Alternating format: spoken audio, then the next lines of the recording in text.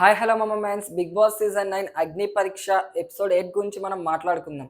ఇవాళ జరిగిన ఈ ఎపిసోడ్ 8 అనేది చాలా సింపుల్ టాస్కులతో అయితే కంప్లీట్ అయిపోయింది. సో ఇవాళ ఎపిసోడ్ గురించి మనం ఒక్క ఈక్వేషన్‌లో మాట్లాడుకోవాలంటే luck plus mind game equal to task అని చెప్పొచ్చు. ఓకే. సో ఇక మనం ఫస్ట్ జడ్జెస్ వచ్చారు. తర్వాత శ్రీముఖి గారు, తర్వాత అలాగే అందరి కంటెస్టెంట్స్‌ని పిలిచారు. వీళ్ళందరూ వచ్చిన తర్వాత ఫస్ట్ మనం చూసుకుంటే మెయిన్‌గా మాట్లాడింది ఏంటంటే యెల్లో కార్డ్ గురించి మాట్లాడారు. యెల్లో కార్డ్ ఎవరికైతే 2 టైమ్స్ ఇస్తారో అంటే 2 టైమ్స్ వర్స్ట్ పెర్ఫార్మర్ అని ఎవరైతే వస్తారో వాళ్ళకి యెల్లో కార్డ్స్ 2 టైమ్స్ ఇవ్వడం జరుగుతుంది. వాళ్ళకలా యెల్లో కార్డ్స్ అనేది 2 టైమ్స్ కంటెస్టెంట్స్‌కి ఎవరికైతే వస్తుందో వాళ్ళు డైరెక్ట్‌గా గేమ్ నుంచి ఔట్ అవుతారని జడ్జెస్ అయితే చెప్పడం జరిగింది. నెక్స్ట్ మనం చూసుకుంటే ఇందాక నేను ఒక ఈక్వేషన్‌లో లక్ అనే వర్డ్ యూజ్ చేశా కదా! ఆ లక్ అనే వర్డ్ ఎందుకు యూజ్ చేశానంటే ఒక బాక్స్ అయితే తీసుకురావడం జరిగింది స్టేజ్ మీదకి. ఆ బాక్స్‌లో డిఫరెంట్ టైప్స్ ఆఫ్ ఫ్రూట్స్ అన్ని ఆ బాక్స్‌లో ఉన్నాయి. తర్వాత ఒక్కొక్క కంటెస్టెంట్స్‌ని పిలిచి ఆ బాక్స్ అనేది ఆ బాక్స్‌లో ఆ హ్యాండ్ పెట్టి, చేయి పెట్టి తీయమనడం చెప్పడం జరిగింది. అందరూ ఏమనుకున్నారంటే కంటెస్టెంట్స్ అందరూ అందుట్లో బాక్స్‌లో బాల్స్ గాని ఏమైనా ఉంటాయేమో అని ఎక్స్‌పెక్ట్ చేశారు. ఫ్రూట్స్ ఉంటాయని ఎవరు ఎక్స్‌పెక్ట్ చేయలేదు. ఆఖరికి నేను కూడా ఎక్స్‌పెక్ట్ చేయలేదు అందుట్లో ఫ్రూట్స్ ఉంటాయని జెప్పి. సో, కంటెస్టెంట్స్ అందరూ వన్ బై వన్ వస్తూ బాక్స్‌లో ఉన్న ఐటెమ్‌ని తీసుకోవడం జరిగింది. ఒక్కొక్కళ్ళకి ఒక్కొక్క డిఫరెంట్ టైప్స్ ఆఫ్ ఫ్రూట్ అనేది వచ్చింది. సో, కానీ ముగ్గురు కంటెస్టెంట్స్‌కి మాత్రం సేమ్ ఒకే ఫ్రూట్ వచ్చింది. అదే గ్రీన్ యాపిల్. ఈ గ్రీన్ యాపిల్ అనేది ముగ్గురు కంటెస్టెంట్స్‌కి సేమ్ ఫ్రూట్ అనేది రావడంతో ఈ ముగ్గురు కంటెస్టెంట్స్‌ని లీడర్స్‌గా అయితే అనౌన్స్‌మెంట్ చేశారు. ఇదే లక్ గేమ్ అంటే. అయితే ఈ ముగ్గురు కంటెస్టెంట్స్ ఎవరంటే మర్యాద మానిష, అలాగే సాకేత్, నెక్స్ట్ నాగా గారు. వీళ్ళ ముగ్గురికైతే గ్రీన్ యాపిల్ రావడం జరిగింది. వీళ్ళ ముగ్గురు లీడర్స్‌గా వచ్చిన తర్వాత ఇక్కడ కూడా లక్ అనే చెప్పుకోవచ్చు. ముగ్గురు జడ్జెస్ దగ్గర ఎవరు టీమ్‌లో ఎంతమంది కంటెస్టెంట్స్ ఉండాలని చెప్పి ఒక నంబరింగ్ అనేది ఉంది. అది ఎవరికీ తెలీదు. అది వీళ్ళకి తెలీదు, కంటెస్టెంట్స్‌కి తెలీదు, ఎవరికీ తెలీదు. వాళ్ళ దగ్గర అసలు ఏముందో జడ్జెస్ దగ్గర. సో, ర్యాండమ్‌గా ఎవరికి ఏ జడ్జ్ కావాలో చూస్ చేసుకోమని చెప్పి అడగడం జరిగింది. సో, ఇక ర్యాండమ్‌గా అయితే చూస్ చేసుకున్నారు. సాకేత్ గారైతే నవదీప్ గారిని, అలాగే మర్యాద మానిషా గారైతే బిందు మాధవి గారిని, నెక్స్ట్ నాగా గారైతే అభిజిత్ గారిని చూస్ చేసుకోవడం జరిగింది. సో, చూస్ చేసుకున్న తర్వాత మర్యాద మానిషా గారికి మాత్రం 6 అయితే వచ్చింది. నంబర్ 6 అలాగే సాకేబ్‌కి 2 వచ్చింది.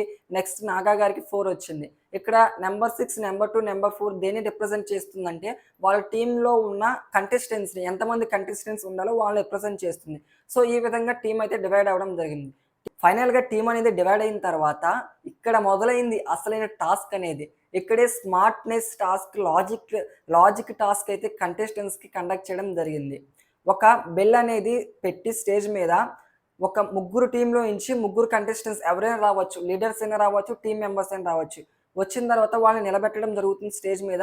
అక్కడ ఒక్కొక్క జడ్జి ఒక్కొక్క క్వెషన్ అడుగుతారో లాజిక్‌కి సంబంధించినయి. దానికి కరెక్ట్ ఆన్సర్ చెప్పాల్సుంటుంది. ఎవరైతే కరెక్ట్ ఆన్సర్ చేస్తారో వాళ్ళకి పాయింట్స్ వస్తాయి. ఎవరికైతే ఎక్కువ పాయింట్స్ వస్తాయో వాళ్ళ టీమ్ అయితే విన్ అవ్వడం జరుగుతుంది. ఇక్కడ మొదలైంది అసలైన రభస. ఇవాళ మనం చూసుకుంటే మర్యాద మానిషా గారు చాలా అంటే చాలా సెల్ఫిష్‌గా ఆలోచించారని చెప్పొచ్చు. ఎంత సెల్ఫిష్ అంటే థింకింగ్ ఉండొచ్చు, ఓవర్ థింక్ ఉండొచ్చు. మరీ అతి ఓవర్ థింకింగా. అసలు ఎలా అంటే నేనే గొప్పవాడిని అని చెప్పుకోవచ్చు. సో, అలా కాదు. ఎలాగంటే నేను గొప్పవాడిని అని చెప్పుకోవచ్చు. కానీ ఈ ప్రపంచంలో ఉన్న మనుషులందరికన్నా నేనే గొప్పవాడిని అంటే ఎలా కుదురుతుంది ఎలా కుదురుతుంది? నువ్వొక్కడివే గొప్పవాడివి కాదు. అందరికీ మైండ్ ఉంటుంది. అందరికీ స్మార్ట్‌నెస్ ఉంటుంది. అందరికీ లాజిక్ ఉంటుంది.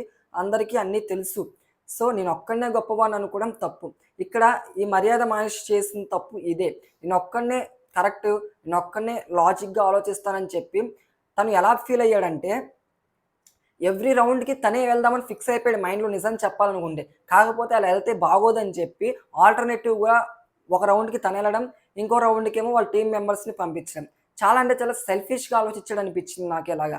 ఎందుకంటే అలా చేయడం చాలా తప్పు. తనకొక్కడికే కాదు కదా! మిగిలిన టీమ్ మెంబర్స్ అందరికీ ఛాన్స్ ఇవ్వాలి. సో, ఫైనల్‌గా టీమ్ మొత్తం అగైనిస్ట్ అయిపోయారు మర్యాద మానిషా గారికి. చాలా అంటే చాలా దారుణంగా అగైనిస్ట్ అవ్వడం జరిగింది. టీమ్‌లో ఉన్న ఒక్కళ్ళు కూడా తనకి సపోర్ట్ చేయలేదు. ఫైనల్‌గా తను టీమ్ ఓడిపోవడానికి మెయిన్ కారణం మర్యాద మానిషా గారని చెప్పి బ్లేమ్ కూడా చేయడం జరిగింది. టీమ్ మెంబర్స్ అందరూ కలిసి ఆఖరికి జడ్జెస్ కూడా. అంతే కాకుండా ఇవాళ జరిగిన ఎపిసోడ్‌లో వర్స్ట్ పెర్ఫార్మర్‌గా తన్ని అనౌన్స్‌మెంట్ చేయడం జరిగింది. యెల్లో కార్డ్ కూడా ఇవ్వడం జరిగింది. ఎంత సెల్ఫిష్‌నెస్‌గా ఆలోచిస్తావయ్యా నువ్వు అని అనిపించింది నాకు కూడా ఇవాళ. ఉండొచ్చు. నేను తెలివైనవాడిని చెప్పుకోవచ్చు. నేనే తెలివైన వాడినని చెప్పుకోవడం తప్పు.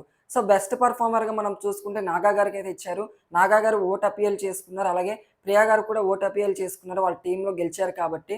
సో ప్రియా గారు, నాగా గారు వీళ్ళిద్దరూ ఓట్ అపీల్‌కి పర్ఫెక్ట్. అలాగే మర్యాద మనిషిపై మీ యొక్క ఒపీనియన్ తప్పకుండా కమెంట్ చేయండి. తను సెల్ఫిష్‌గా ఆలోచించాడా లేదా అనేది. ఇక ఉంటా. బాయ్ మమమ్ మ్యాన్స్.